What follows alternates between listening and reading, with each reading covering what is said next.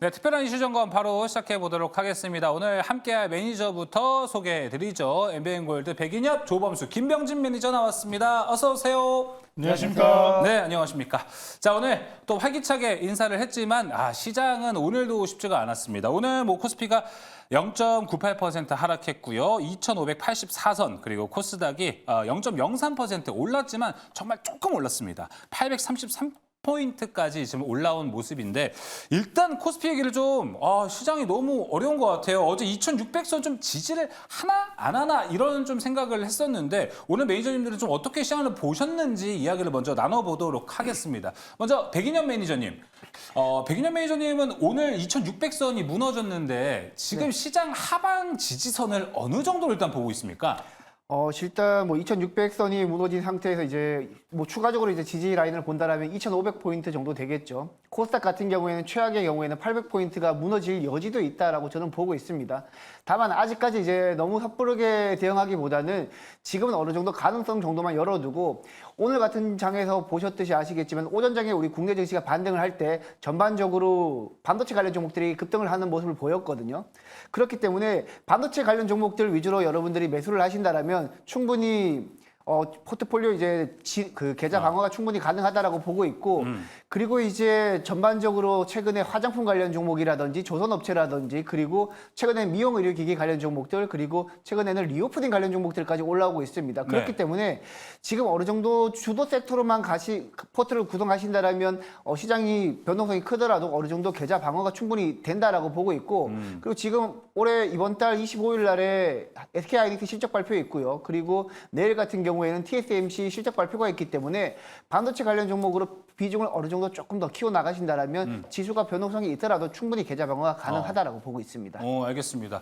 맞아요. 오늘 시장이 이렇게 좀 빠지긴 했어요. 코스피가 전반적으로 빠지긴 했어도 그래도 오늘 반도체 섹터가 어느 정도 올라온 모습이 있었기 때문에 많은 분들이 그래도 오늘 빠졌으니까 내일 정도는 조범수 매니저님 오르지 않을까 이런 예상을 좀 하시는 분들 많을 것 같습니다. 조범수 매니저님은 지금 빠질 만큼 빠졌다라고 보세요, 혹시?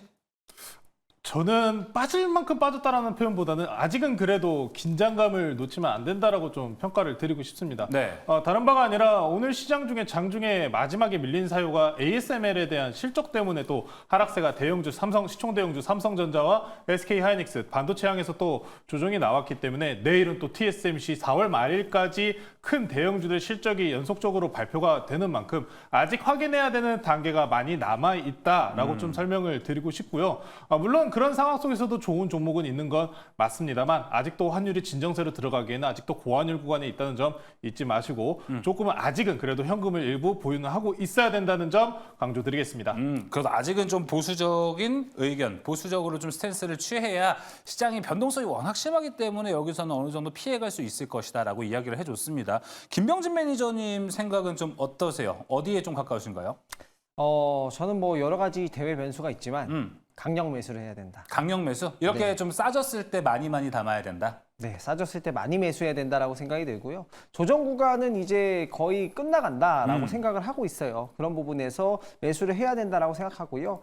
화면을 잠깐 띄워주시면 짧게 한번 차트를 한번 보여드리도록 할게요. 네. 지금 2024년 1월에 이 코스피 지수를 기준으로 했을 때 이게 거의 2,400 후반에서 2,500 정도 선에서 움직였잖아요. 이때 우리가 이제 가장 많이 얘기가 나왔던 게 밸류업 프로그램 나오면서 세계 증시 중에 한국이 제일 저평가됐다. 이런 얘기들이 많이 나왔던 때가 지수 레벨이 2,400, 2,500이잖아요. 네. 그런데 실적이 점점 더 좋아지고 있는 와중에서 2,500에 가까워진다? 그러면 저는 이거는 매수 기회지 않을까 생각이 들고 물론 단기적으로 봤을 때 물가 상승이라든가 국채 금리 상승 이런 부분이 없어진 건 아니지만 우리가 진짜 투자자의 자세는 부정적인 것보다 좋은 거, 긍정적인 면에 집중하면서 이런 때 좋은 주식을 사놔야 기대 수익률이 커지는 거잖아요. 그래서 이건 철저하게 시장과는 좀 반대로 보시면 오히려 좋은 투자 전략이 되지 않을까 용기를 좀 내야 될 때다 이야기 드리겠습니다. 네, 저 차트를 보니까 시장도 봤을 때는 많이 내려왔구나, 진짜.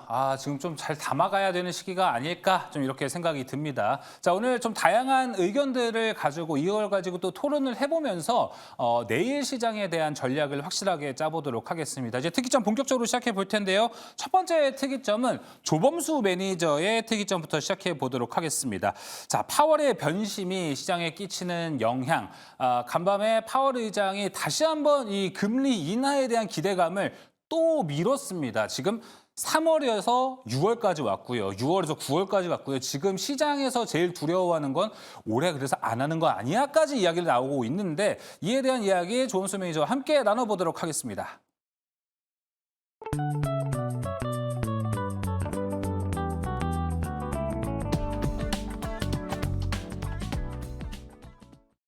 네, 지금 또 시장을 상당히 또 괴롭히고 있는 매크로 이슈라고 좀 칭해야 할 것 같습니다. 우리가 앞서서 파월 연준 의장과 관련된 이야기를 진행했다시피 파월 연준 의장이 이번에 발언한 건 같은 경우에 사실 스탠스라고 해서 이전에 발언과 비교를 해본다면은 크게 다를 부분은 없었습니다. 오늘 기사 내에서도 이런 이야기가 상당히 많았죠. 예상보다 더 오래 걸릴 것이다.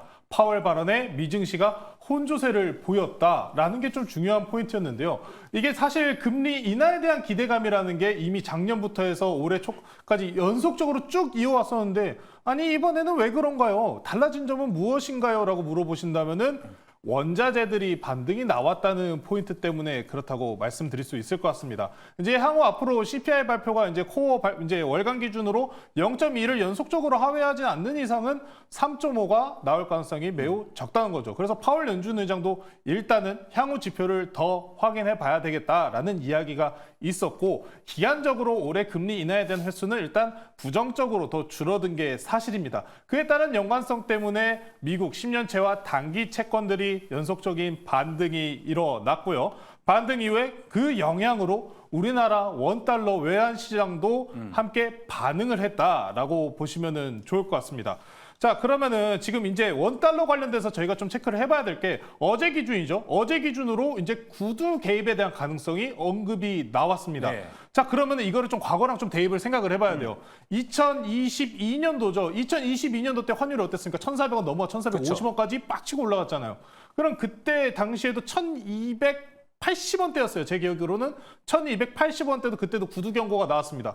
근데 그럼에도 불구하고 원달러 환율이 계속 올라갔어요. 그래서 직접적인 개입, 이 영향 문제가 아니라 우리나라 시장은 지금 해외, 미국 증시에 대한 영향 때문에 이런 외환 환율의 변동성이 강하다라고 보시면 좋을 것 같습니다. 지금 보시는 자료는 외환 보유고액 추이예요. 네. 전월 대비해서 35억 이상 더 증감 비율이 많이 올라와 있습니다. 우리나라 외환 보유고액은 괜찮습니다. 세계 외환 보유고액 이 순위로만 보셔도 9위예요. 전 세계 수준 내에서. 9위면 높은 편이죠? 상당히 높은 편이죠. 예. 9위에서 안정적인 편임에도 불구하고 조정이 안 된다.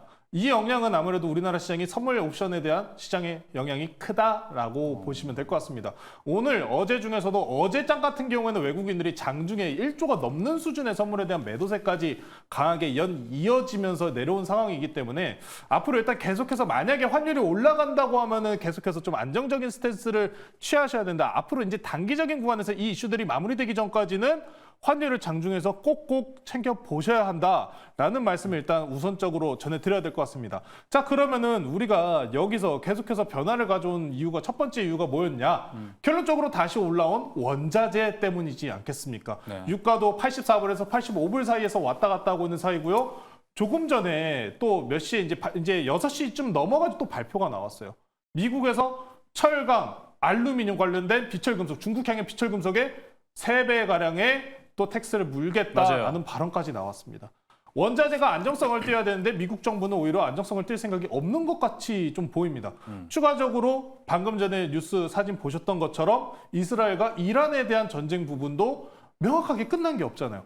제가 솔직한 마음이 제 개인적인 사견입니다. 네. 그러지 않았으면 좋겠습니다만 그냥 차라리 빠르게 전쟁 나가지고 시장 하락 온 다음에 그때 그냥 모든 거 다 닫고 올라갔으면 좋겠어요. 네. 그러니까 시장이 싫어하는 게 뭐냐면은 불확실성입니다.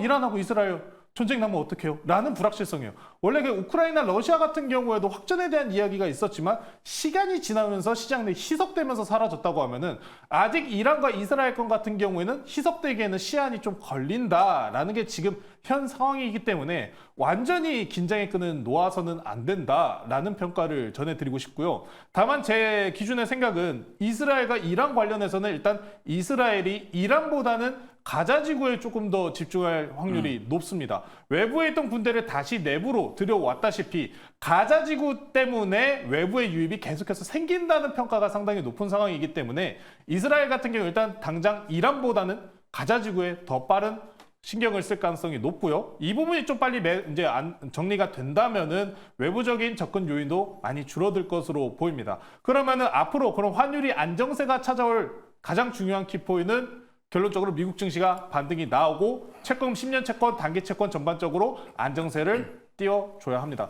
다만 10년 채권이 이제 좀 데드라인으로 불리는 4.5불대를 좀 넘었습니다. 4.5를 넘었다 보니까 일단 가속화 관점으로는 좀 일단 주의를 해야 되는 구간까지 넘어갔다라는 점까지 상기해 보시면은 아직까지는 좀 보수적인 입장을 고수하셔야 된다라는 저는 말씀을 전해드리고요.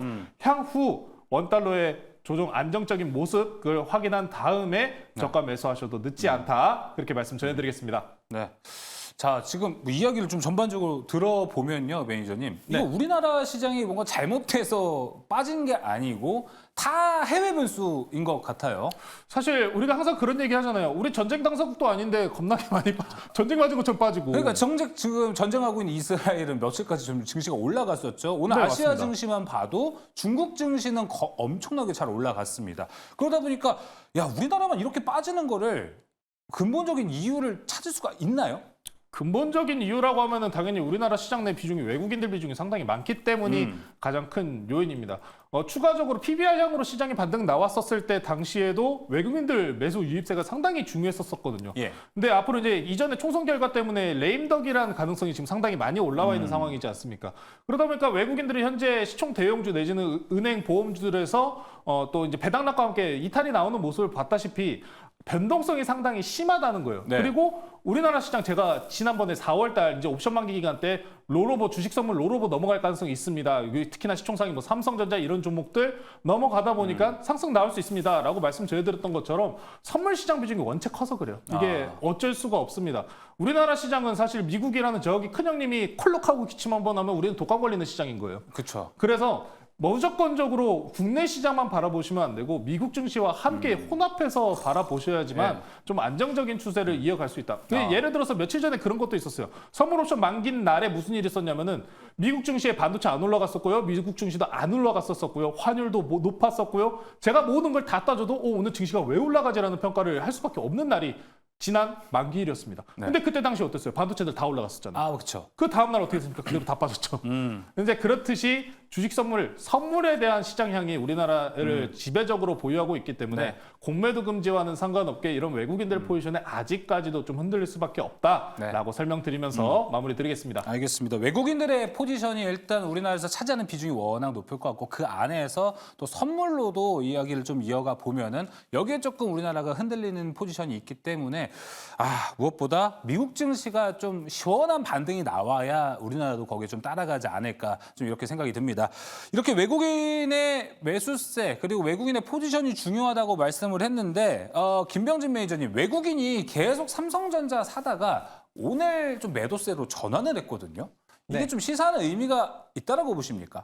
뭐 사실 외국인들이 1분기에 16조나 되는 금액을 굉장히 많이 샀어요. 네. 그렇기 때문에 뭐 배당락도 끝나고 일부 매도하는 건 어느 정도 맞는 현상이라고 봐요. 근데 이제 단기적으로 이건 이슈가 어느 정도 있을 거라고 저는 생각이 들고 중기적으로 봤을 때 펀더멘탈 자체가 굉장히 탄탄해질 거고 우리가 지금 집중해야 되는 것은 뭐 앞으로 다가오는 뭐 실적 시즌이죠. 뭐 4월 말부터 5월 달에 다가올 수 있는 이 실적 시즌의 호전이 될 수 있는 종목들 이런 것들에 좀 집중하는 게 맞다라고 생각이 들고요. 뭐 AI 반도체, 뭐 로봇, 뭐 이런 쪽 제가 계속해서 좋다라고 얘기하는 그런 업종들이 좋을 것 같고 외국인들은 지금의 매도세는 아무래도 환율 때문에 어느 정도 있을 수 있다라고 생각이 들고 환율 부분 같은 경우는 오늘 조금 안정화가 되는 모습이 좀 보였어요. 그래서 앞으로 양상은 조금 더 지켜봐야 되겠습니다만 그렇게 우리가 생각하는 것보다 엄청나게 우려할 정도는 아직은 아니다라고 좀 보여져서 시장 양상 보면서 외국인 포지션이 가장 중요한 건 맞아요. 또 근래에는 뭐 기관들이 좀 매도를 하고 있는 부분까지 좀 체크를 해보시면서 외국인 기관 수급 보시면서 조금씩 모아가는 전략도 좋지 않을까 생각하고 있습니다. 아무래도 이제 확실한 실적 시즌이 됐기 때문에 거기에 또 이제 수급이 쏠리는 것들 같이 한번 잘 체크해 보는 것도 중요할 것 같습니다. 조범수 매니저의 이슈는 여기서 마무리해 보도록 하겠고요. 방금 또 삼성전자 이야기를 했었는데요. 반도체에 대한 이야기 바로 해봐야겠죠. 김병준 매니저의 특이점 넘어가 봐야 될 것 같습니다. 이제 가야 하는 AI 시장에 대한 방향성을 잡아야 될 것 같은데 오늘 모처럼 좀 반도체가 올랐습니다. 우리 여기서 어떤 방향성, 기존에 강했던 섹터를 봐야 되는 건가 아니면은 오늘 모처럼 올라온 섹터들, 종목들이 좀 있거든요. 오늘 뭐 이제 예를 들어서 그동안 좀 안 올랐던 종목들, 유니셈 같은 종목들이 올라갔는데 이게 뭔가 세대 교체를 의미하는 건지 이에 대한 이야기 이제 본격적으로 나눠보도록 하겠습니다.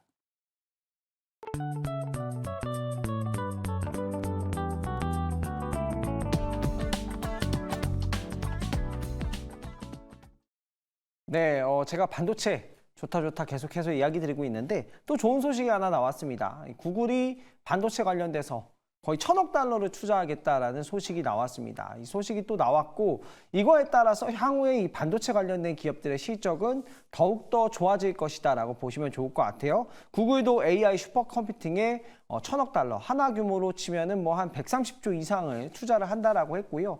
구체적으로 앞으로 향후에 시간이 좀 지나면 조금 더 구체화될 겁니다. 이거에 따라서 우리가 수혜를 볼 수 있는 기업들, 저는 지금 주가가 눌렸을 때 계속해서 보셔야 된다라고 생각하고요.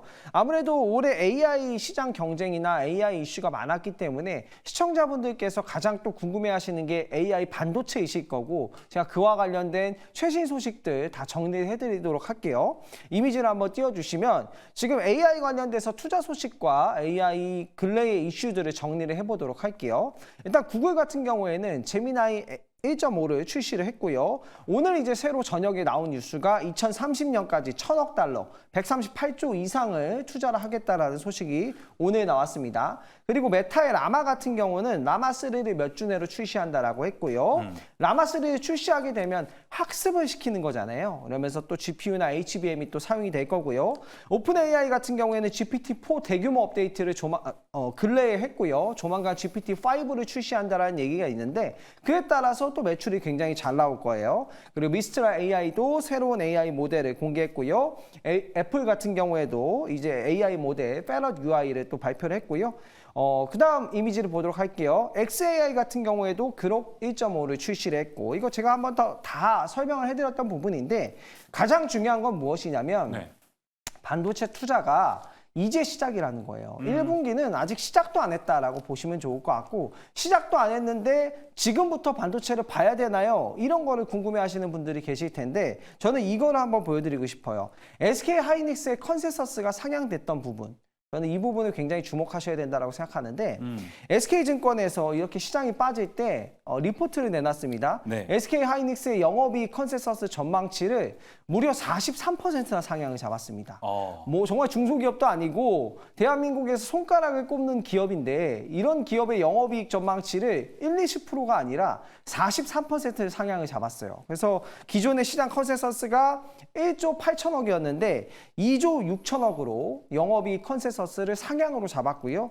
뭐 SK증권뿐만 아니라 뭐 하나증권 같은 뭐 증권사에서도 영업이익을 다 상향 조치를 했다라는 거예요. 그만큼 반도체 실적이 좋아질 것이다라는 부분은 거의 명확하다라는 부분인데 다만 이제 이게 전공정이냐 후공정이냐 소재이냐에 따라서 그 시기가 조금씩 나눠질 거예요. 뭐 아무래도 후공정 같은 경우에는 전공정보다 조금 실적 반영이 늦게 되기 때문에 뭐 우리가 뭐 기대했던 것보다 뭐 못 나오는 종목들도 생기겠지만 전공정 관련된 종목들 요즘 주가가 굉장히 좋잖아요. 뭐 예를 들면 테스라든가 이런 기업들 굉장히 또 좋고 낸드 플래시 올라오고 있는 부분도 좋고요.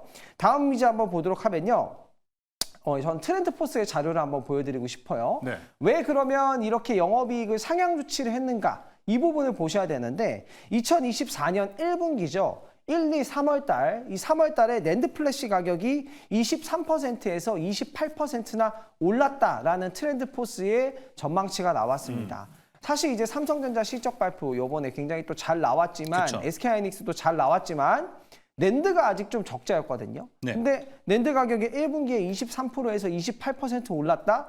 이거는 당연히 호재로 볼 수 있는 부분이고요. 디램 같은 경우에는 디램 가격도 1분기에 20% 정도 올랐다라고 전망치가 확인이 됐어요. 이렇게 되면은 당연히 우리가 지난번에 봤던 실적보다 다음 실적은 삼성하이닉스 더 좋겠구나. 이제 돈을 벌었으니까 슬슬 투자를 하겠구나. 이런 부분의 플로우를 기대를 해볼 수 있는 거예요. 이뿐만이 아니에요. 2024년 2분기. 그러면 2분기 2분기로 하면은 4, 5, 6월이죠. 이 그쵸. 4, 5, 6월은 지금 4월인데 이때 분기 실적은 어떻게 될 것인가도 기대를 해봤을 때 4, 5, 6월도 낸드 플래시 가격이 13%에서 18% 이상 오를 것이다라는 전망치가 있어요. 그렇게 되면 당연히 이거는 낙수 효과를 좀 기대를 해봐야 된다. 물론 다들 아시겠지만 지금 국채 금리가 오르고 방산 이슈가 있고 대외 변수 여러 가지 이슈가 있을 건데 너무 이제 부정적인 이슈가 많이 나오다 보니까 시청자분들이 좀 많이 힘드실 것 같아요. 그래서 긍정적인 부분을 저는 이야기 드리고 싶었고 그 부분이 팩트다라는 부분을 좀 강조해서 이야기 드리고요. 반도체 관련된 종목들은 계속해서 좋은 종목들 많으니까 또 지켜보시고 마지막으로 하나 더 액침 냉각 쪽 관련된 이슈를 좀 설명을 한번 해드리고 싶어요. 액침 냉각 쪽도 이제 앞으로 2분기 이후 하반기부터는 굉장히 좋아질 겁니다. 특히나 SK도 SK이노베이션을 통해서 하반기부터 액침 냉각 관련된 사업을 본격화해서 제품을 내놓고요. 네. 삼성 같은 경우에도 공조 시스템 인수 계속 얘기가 나오잖아요. 이게 방향성이 명확하다는 거예요. SK와 삼성이 모두 다 하는 게 액침 냉각이기 때문에 그 액침 냉각과 관련된 GST 관련된 종목들 제가 저번 방송에서 얘기 드렸는데 네. 오늘 주가가 좋았거든요. 그쵸. 이 액침 냉각 관련된 종목 GST 같은 종목은 이상형 액침 냉각을 국내 유일에 하고 있는 기업이기 때문에 그런 종목들 계속해서 지켜보시면 투자 포인트로 삼아볼 수 있지 않을까 생각합니다. 알겠습니다. 뭔가 김병준 매니저 오늘 준비하신 자료를 전반적으로 보면은 넓어졌다가 쭉 좁아져서 다 걸러서 나와서 결국 액침 냉각이 지금 좋은 거다라고 이렇게 해석을 해도 되는 거예요? 지금은 액침 냉각 좋고요. 반도체 소재 쪽도 나쁘지 않을 것 같습니다. 반도체 소재랑 액침 냉각 전반적으로 좀 이야기를 해줬습니다. 결국 이야기를 좀 종합을 해보면은 시장이 지금 흉흉하고 워낙에 안 좋은 이야기들 많은데 반도체 그리고 AI 쪽에서는 호재 계속 미래로 진보해 나가려고 하는 것들이 계속 나오고 있다. 그러니까 걱정하지 마라. 라고 이야기를 정리를 해보도록 하겠습니다. 자, 그럼 여기 좀 반도체에 관해서 백인현 매니저님과 함께 이야기를 나눠보자면 오늘 유니셈, DIT, AP 시스템 좀 장비단에서 좀 모처럼 새로운 종목들이 올라온 느낌이 좀 있었습니다. 이런 걸 보면은 뭔가 종목별 키 맞추기가 시작이 됐다라고 보는 건가요? 아니면 여기만 이제 다시 한번 주도주의 역할을 할 거라고 보시나요? 기본적으로 최근에 이제 가동률이 2분기부터 상승한다라고 정상적으로 돌아간다라고 얘기가 나오고 있습니다. 네. 가동률이 정상화되는 가운데 이제 장비가 먼저 들어가기 때문에 장비 관련 종목들이 최근에 부각 못 받다가 다시 한번 부각을 받는 모습이고 특히 삼성전자 같은 경우에는 최근에 낸드 가격도 2분기에 추가적으로 25% 인상한다라는 얘기가 나오면서 전반적인 디램과 낸드 함께 메모리 반도체 업황이 살아난다라고 보시면 될 것 같아요. 그래서 그동안에는 작년 같은 경우에는 반도체 후공정 관련 종목들 위주로 상승을 했다라면 최근에는 소재 관련 종목들이라든지 아니면 포커스링 관련 종목들이라든지 전반적으로 전공정 관련 종목들이 부각되기 시작했고 네. 그리고 특히 증착 장비 쪽에서는 원래는 SK하이닉스 밸류체인인 주성 엔지니어링만 위주로 많이 올랐었는데 최근에 삼성전자 같은 경우에도 메모리 업황이 살아나기 시작하면서 삼성전자 라인인 워닉 IPS나 테스트 그리고 유진테크 같은 종목들이 함께 상승한다라고 보시면 될 것 같습니다. 그래서 지금 같은 경우에는 과거에는 후공정 관련 종목들이 집중해서 올랐다면 이제는 전공정 관련 종목으로 밸류체인이 약간 수급이 이제 이동하는 모습을 보였다라고 보시면 될 것 같고 그 외에도 계속해서 최근에 반도체 IP, 팹리스, 디자인하우스 업체들이 상승하듯이 기존의 주력 키워드였던 종목들 위주로도 계속해서 수급이 들어오고 있다라고 정리하시면 될 것 같습니다. 알겠습니다. 사실 최근에 이제 후공정에 이어서 전공정도 좀 시세가 나왔기 때문에 어느 정도 반도체 업황이 이제 올라가는 건가라고 되게 기대를 많이 했었거든요. 조금수 매니저님 짧게 요거만 여쭤볼게요. ASML이 근데 금밤에 실적을 냈어요. 근데 생각보다 실적이 안 좋았거든요. 이게 좀 시사하는 바가 있습니까? 아직 뭔가 업황이 AI 반도체만 강하게 올라갔지 반도체 업황 전체는 좀 약한 겁니까 아직? 이거 실적을 이제 내용을 좀 뜯어보면은 일단 첨단 공정인 EUV 장비에 대해서는 실적이 잘 나왔습니다. 네. 다만 2기 가량이 취소가 나오면서 그 실적이 좀 하향이 나온 부분이 있는데요. 각 장비들에 대한 실적 하락세를 보면은 레거시형 장비들에 대한 실적이 좋지 않게 나왔습니다. 이게 좀 웨이퍼 공정과 관계가 높은 종목들이라고 보시면 좋을 것 같은데요. 앞에서 이제 매니저님들이 잘 설명해 주셨듯이 뭐 낸드 시황 좋다고 하고 디램 시황이 좋다고 하는데 근데 제가 낸드 쪽은 한번 이 얘기를 하고 싶은 게 작년 12월 달 말에 그 항상 미국에 있는 행사 있잖아요. 블랙 프라이데이 때. 아 예. 블랙 프라이데이 때 SSD들 가격이 얼마까지 할인을 때 했었냐면은 50%까지 했었어요. 아 그러면은 일반적으로 뭔가 할인을 한대요. 50%. 그러면은 이게 다 팔릴까요? 안 팔릴까요? 아니 그때 좀 팔리지 않았을까요? 그래도? 아니요. 물량 거의 팔리지도 않았습니다. 아 그렇게 싸게 팔아도 안 팔렸다. 그만큼 아. 재고 수준이 높았었다는 예, 거예요, 예. 랜드가. 근데 다시 올라가는 수준이다 보니까 그럼 우리가 여기서 좀 상충되는 게 뭐냐면은 재고 수준 올라와가지고 가격 올라갔으니까 그럼 생산량도 전차 늘어나겠구나라는 생각을 하는데 사실 저는 작년에 재고 수준이 너무 과했던 부분 때문에라도 이 생산량이 올라가는데 좀 시간이 걸리지 않나라는 좀 판단이 예. 좀 주요한 편이고요. ASML 실적 내에서도 레거시향에 대한 장비들의 실적이 안 나온 상황이기 때문에 생산량이 좀 우리가 기대하는 것처럼 빠르게 이렇게 올라가기보다는 천천히 올라가고 있다. 그러니까 속도는 빠르지 않다고. 그러니까 시장의 기대치는 이미 이렇게 쫙 이렇게 올라가 있는 상황인데 실제로는 그냥 느긋하게 가고 있다 수준으로 좀 보시면 좋을 것 같습니다. 그래서 반도체들 같은 경우에는 저는 일단 대장주들 위주로 많이들 보셔야 된다고 좀 평가를 드리고 예. 그에 따른 대장주는 당연히 삼성전자라고 보시면 될 것 같습니다.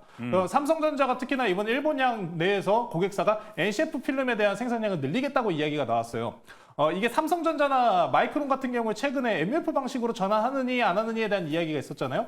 근데 그 부분에 대해서는 지금 결론적으로 NCF 방식을 고수하겠다라는 게 거의 확정적으로 지어졌다라고 보시면은 좋을 것 같고요. 최근에 한미반도체가 이제 마이크론에 이제 220억 가량의 수주를 받았는데 사실 장비 기준으로는 수주액이 많이 적은 편이기 때문에 테스트 위주로 아마 수출을 하지 않았을까라는 저는 개인적인 생각을 좀 가지고 있습니다. 그래서 모든 게 좋지는 않아요. 아직도 모든 게 좋지는 않은 상황이기 때문에 개별 호재, 특히나 삼성전자가 HBM3에 대해서 이제 2분기부터 AMD에 HBM을 제공한다는 뉴스가 있다시피 삼성전자 향과 가까운 대장주들이 오늘 중에도 좋은 모습을 보였다시피 네. 이러한 오늘 중에 상승이 잘 나온 종목군들 위주로 한번 눈여겨보시자 그렇게 설명드리면서 마무리하겠습니다.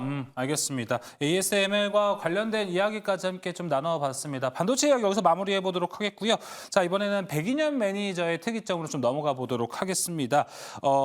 카지노 여행업 시즌, 이제 중국 노동절도 곧 있으면 다가오거든요. 최근에 아마 뉴스를 통해서 보시면 알겠지만 지금 중국에는요, 지금 제주도에는요 중국 관광객들이 엄청 많다고 합니다. 이야기는 많은데 생각보다 주가는 잘 움직이지 못하고 있는데 여기서 우리는 투자 아이디어 얻을 수 있을지 백인현 매니저 이슈로 넘어가 보도록 하겠습니다.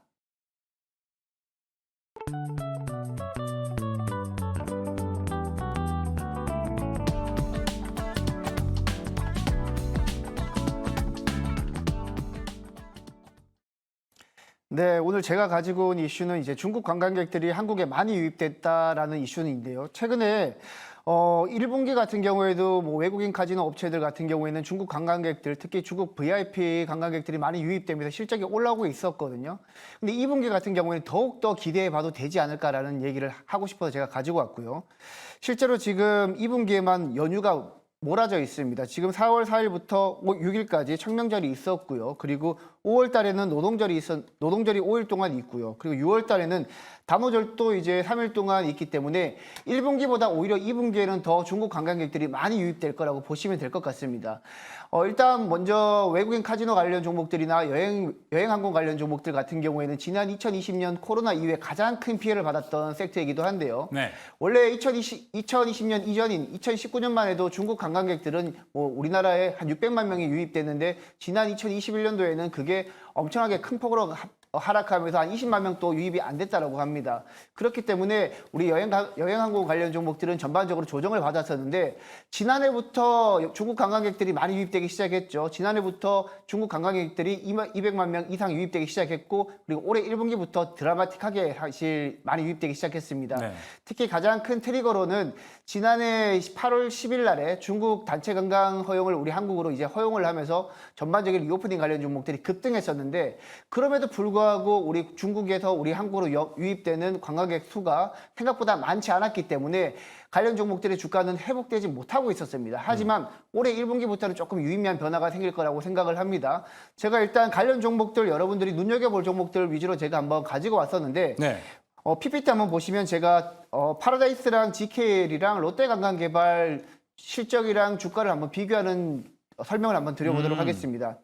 특히 파라다이스 같은 경우에는 지난해 실적이 사상 최고치를 기록을 했습니다. 제가 지금 현재 2024년 예상 실적을 가지고 왔는데 네. 파라다이스 같은 경우에는 지난 2023년 오히려 코로나 이전보다 훨씬 더 실적이 좋은 사상 최대 실적을 견인했는데요. 일단 카지노 매출도 올라오기 시작했지만 복합 리조트 매출도 많이 올라오게 되면서 파라다이스 같은 경우에는 실적이 사상 최대치를 기록했는데 오히려 주가는 연일 하락하는 모습을 보였죠. 그 이유는 바로 중국인 VIP 관광객 유입 객수가 생각보다 빠르게 올라오지 않았기 때문인데 올해 1분기부터는 그게 조금 바뀔 거라고 저는 보고 있어요. 실제 아까 말씀해 주셨듯이 최근에 제주도 쪽으로 중국 관광객들이 엄청나게 유입되고 있고 최근에 외국인이 우리 한국에 유입되는 관광객 비중 속에서도 중국인 관광객 비중이 굉장히 많이 늘어나고 있다라고 보시면 될 것 같습니다. 네. 파라다이스는 이제 대신증권에서 4월 17일 날에 2024년 예상 실적을 발표했는데 한 영업이익이 1,690억 원을 기록하면서 전년 동기 대비 16% 상승할 거라고 예상을 하고 있는데 작년도에도 사상 최대 실적인데 올해도 더 작년보다 더 늘어나게 되면 올해도 사상 최대 실적을 기록할 가능성이 매우 높다. 특히 일본 VIP 관광객 유입 객수는 계속해서 늘어나는데 중국도 유의미한 변화가 나타나기 시작하더라라고 네. 보시면 될 것 같고 뭐 GKL이랑 제가 GKL 같은 경우에는 시가총액이 1조 3천억 원 수준인데 GKL 같은 경우에는 영업이익이 올해 예상되는 영업이익이 780억밖에 안 됩니다. 네. 파라다이스랑 굉장히 갭 차이가 크기 때문에 파라다이스의 시가총액이 지금 현재 1조 5천억 원이 안 된다는 점에서 봤을 때는 GKL이랑 직접적으로 비교했을 때는 파라다이스가 굉장히 유리하다라고 보시면 될 것 같고 예. 다음 페이지 한번 보시게 되면 롯데관광개발인데요. 롯데관광개발은 대신증권에서 올해 영업이익이 흑자 전환할 것으로 지금 현재 예측하고 있습니다. 예. 일단 영업이익이 351억 원 나올 것으로 예측을 하고 있는데 시가총액이 7,229억 원이라는 점을 봤을 때는 물론 이제 롯데관광개발은 제주도에 중국인 관광객들이 많이 유입될수록 직접적인 수혜를 받기 때문에 흑자 전환에 할 것으로 기대되고 있지만 시가총액만 비교해 봤을 때는 사실 개인적으로는 파라다이스가 압도적으로 매력적이지 않나라는 설명을 드리는 거고 그리고 그 다음에는 롯데관광개발도 한번 여러분들이 눈여겨보셨으면 좋겠다라는 설명을 드립니다. 그리고 최근에 이제 글로벌 텍스프리라고 면세점 관련 종목들이 올라오기 시작하는데 사실 면세점 관련 종목 하면은 사내 면세점이랑 사후 면세점이 있는데 뭐 사내 면세점은 대표적으로 뭐 신세계나 롯데쇼핑이나 뭐 현대백화점 같은 종목들이 사내 면세점을 운영하고 있고요. 그리고 호텔신라 같은 경우에도 사내 면세점을 운영하고 있는데 국내에서 유일하게 상장된 기업 중에 사후 면세점을 운영하고 있는 게 바로 글로벌 텍스프리라는 종목입니다. 네. 글로벌 텍스프리 같은 경우에는 제가 주목하고 있는 부분이 올해 7월 달에 프랑스 파리에서 올림픽이 열립니다. 근데 글로벌 텍스프리는 프랑스 파리에 법인을 가지고 있거든요. 그렇기 때문에 파리에 외국인들이 집중적으로 유입될 경우에는 글로벌 텍스프리가 직접적으로 수혜를 받을 가능성이 매우 높고 또 중요한 점은 바로 중국인 관광객들이 최근에 명동으로 많이 유입되고 있다고 합니다. 네. 올리브영 같은 경우에는 판매가 외국인 관광객들이 유입돼서 올리브영에서 많이 판매를 할 경우에는 직접적으로 글로벌 텍스프리가 수혜를 받을 수 있기 때문에 최근에 올리브영 쪽에서 명동 올리브영 같은 경우에는 외국인 방문객 수가 거의 80-90%가 된다고 하니까 글로벌 텍스프리가 실적이 가장 좋아질 여지가 많다라고 보시면 될 것 같고 상대적으로 뭐 차트만 찍어보셔도 최근에 호텔신라나 신세계나 현대백화점 같은 종목들보다 글로벌 텍스프리가 사후 면세점 쪽에서는 아무래도 독보적인 지배력을 가지고 있다 보니까 최근 차트 흐름이 굉장히 좋다. 그래서 외국인 카지노는 파라다이스 하나만 보시고 면세점은 글로벌 텍스프리 하나만 보시라고 말씀을 드리겠습니다. 안 그래도 제가 이 4개를 딱 꼽아 주셨는데 이 중에서 그래서 뭐가 제일 좋은 거야? 라고 여쭤보려고 그랬었거든요. 근데 이 중에서는 이제 파라다이스 그리고 면세로와 관련해서는 글로벌 텍스 프리가 가장 낫다라고 백인현 매니저가 이야기를 해줬습니다. 자, 그러면 오늘 이제 특이점 여기서 이제 마무리를 지어 보도록 하겠습니다. 이제 특별한 포트 대결, 수익률 대결로 넘어가 보도록 하겠습니다.